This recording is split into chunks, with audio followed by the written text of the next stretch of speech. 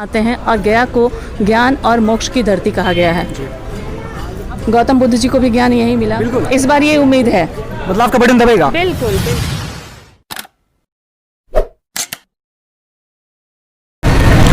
नमस्ते, मेरा नाम इसराफील है और आप आवाज़े हिंद देख रहे हैं। न्यूज़पेपर के इश्तिहारों के जरिए बिहार की पॉलिटिक्स में एंट्री करने वाली पुष्पम प्रिया चौधरी और उनकी पार्टी पुलुरल्स का नाम तो आपको याद ही होगा। तो आज हमारे साथ उसी पुलुरल्स पार्टी की गया जिला प्रभारी अलका सिंह जी मौजूद हैं। आज हम उनसे बात करेंगे और जानेंगे कि पुलुरल्स क्या क्या बदलाव के साथ गया में और पूरे बिहार में एंट्री की है। तो सबसे पहले मैम, आपका आवाज़े हिंद में स्वागत है। नमस्ते, आवाज़े हिंद का बहुत बहुत धन्यवाद जो उन्होंने न्यूज़ को कवर करने के लिए आए हैं। तो जैसा कि मैम कल रात को जब मेरी इनसे फ़ोन पर बात हो रही थी तो इन्होंने एक लाइन कही जो निजी तौर पर मुझे बहुत पसंद आया। इन्होंने कहा कि हम राजनीति के लिए नहीं बल्कि हम बदलाव के लिए आए हैं। हमारा मुद्दा इलेक्शन नहीं बल्कि बदलाव होगा। तो हम इनसे सबसे पहले यही जानेंगे कि अगर ये जीत कर गया में आती हैं तो किस तरह का बदलाव गया वासियों को देखने को मिलेगा। किस तरह के बदलाव की बात कर रही हैं मैम आपकी?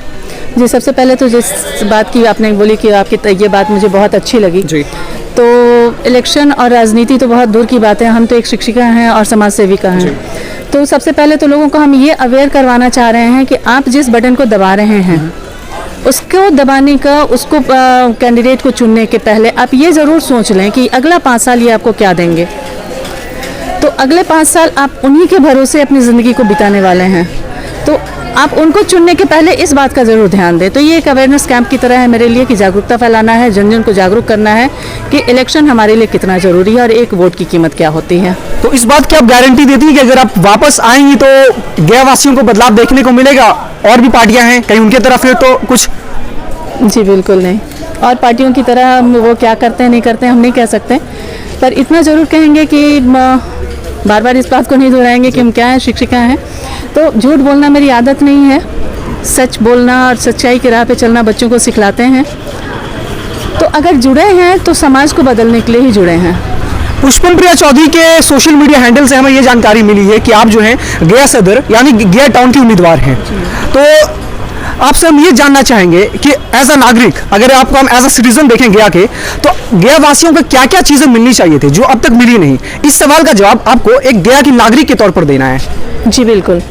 गया में 25 साल से मैं हूँ, जब से शादी हुई मेरी, और जहाँ जहाँ मेरे हस्बैंड गए वहाँ जाती रही, बट घर तो हमारा यही है। तो उसके अनुसार अगर हम लोग थोड़ा सा ध्यान दें तो गया को क्या मिलना चाहिए था, सबसे पहले तो इस पर ध्यान दें। गया हमारा एक बहुत बड़ा टूरिस्ट हब है। टूरिस्ट के जरिए हम लोग बहुत बहुत बहुत कमा सकते थे, बहुत अपने जनता को बहुत इतनी सारी चीज़ें दे सकते कि यहाँ गरीबी का नामो निशान नहीं रहता। देश विदेश हर जगह से लोग यहाँ आते हैं और गया को ज्ञान और मोक्ष की धरती कहा गया है। गौतम बुद्ध जी को भी ज्ञान यही मिला और मोक्ष के लिए पूरे देश और विदेश से हर जगह से लोग आते हैं। लेकिन गया को हम लोग देखें तो सारे गंदगी और इन सारी चीज़ों की ढेर आपको मिलेगी। लेकिन अब जिस ज्ञान और मोक्ष की धरती की बात कर रही हैं, इसी मोक्ष की धरती, इसी ज्ञान की धरती में एक विश्वविद्यालय ऐसा भी है जहां अगर बच्चे दाखिला लेते हैं, मजबूरी के तौर पर उन्हें दाखिला लेना पड़ता है। अगर वो वहाँ दाखिला लेते हैं, अगर मान लीजिए ग्रेजुएशन का कोर्स 3 साल का है तो उन्हें डिग्री जो है 6 साल में प्राप्त होती है। तो इस पर क्या कहना चाहेंगे आप? इन्हीं चीज़ों को सुधारने के लिए तो हम लोग आगे आ रहे हैं ना, कि शिक्षिका होने के नाते ये भी हमारा ही दायित्व है कि हम लोग सोसाइटी में जो इस तरह की गड़बड़ियाँ हैं उनको कैसे सुधारें और अपने बच्चों की ज़िंदगी कैसे बेहतर बनाएं।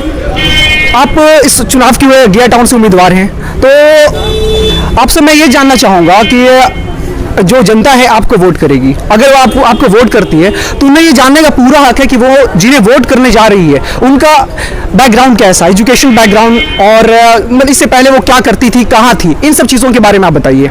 जी, मैं एक शिक्षिका हूँ, जैसा मैंने बार बार बोला है। तो पिछले 20 सालों से मैं इसी एजुकेशन के लाइन में ही रही हूँ। मेरे हस्बैंड जहाँ कहीं भी जाते रहे पोस्टिंग के दौरान, वहाँ मैंने स्कूल को ही ज्वाइन किया। पहले टीचिंग लाइन मेरा एक प्रोफेशन था, बट आज के समय में इतने साल के बाद बहुत शान के साथ ये कह सकते हैं कि अब ये मेरा पैशन बन चुका है।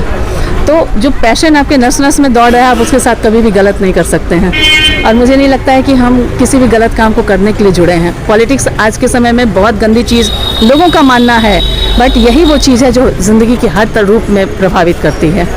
आपने पुलुरल से पहले कभी पॉलिटिक्स में आने का सोचा था या फिर पुलुरल की स्थापना होने के बाद अचानक आपका इरादा बन गया? कभी नहीं ऐसा सोचा था कि पॉलिटिक्स भी हमारे लिए हो सकती है।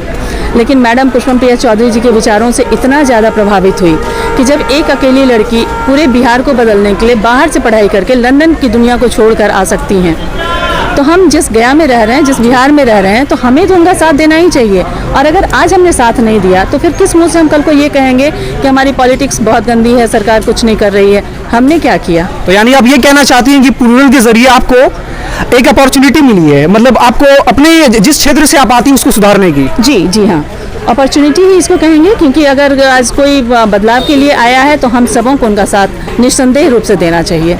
अब चुनाव में ज़्यादा समय नहीं रह गया है, आप गया के लोगों से मिल रही हैं, तो गया के लोगों से मिलने के बाद आपको कैसा लग रहा है? क्या यहाँ के लोगों को आपकी भाषा में बदलाव का बटन दबाएंगे? जी बिल्कुल, इस बार ये उम्मीद है, बदलाव का बटन दबेगा। बिल्कुल बिल्कुल बिल्कुल। और जो यहाँ के पुराने जो सरकार हैं, जो पुराने से जो बहुत सालों से जो परंपरा चलती आ रही है, उसका क्या होगा इस साल?